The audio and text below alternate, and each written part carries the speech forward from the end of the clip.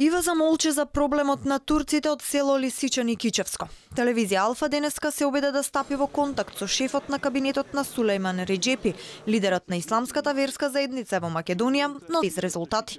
Првично телефонската централа на Ива за не вклучија со одредена личност која била задолжена за односи со јавност, но човекот не сакаше да зборува, не биле запознаени со проблемот. Откако му кажавме дека до Иваза била поднесена целосна документација дека џамијата во Лисичан има ново раководство и на жителите им било ветено дека Иваза ќе се заложи за решение, кажа: одговор да бараме од господинот Османи кој раководи со кабинетот на Реджепи. Го баравме неколку пати, но не бил таму. Вчера жителите на Лисичани протестираа пред 200 години старата џамија Абди Байрактар. Вратата на џамијата е затворена за нив, па принудени се да одат во околните села за верски обичаи.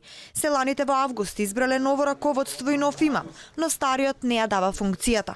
Велат ја злоупотребувал функцијата за лични бизниси и место за интересите на верниците се работело за интересите на политиката. Новото раководство се соочува со проблем што старото раководство не сака да ги дава да направи мирна примопредавање на клучеви и така натака. Имаме ние доставено до МВР баранија да мирно течат работите, да се испоштуваат волјата на народот.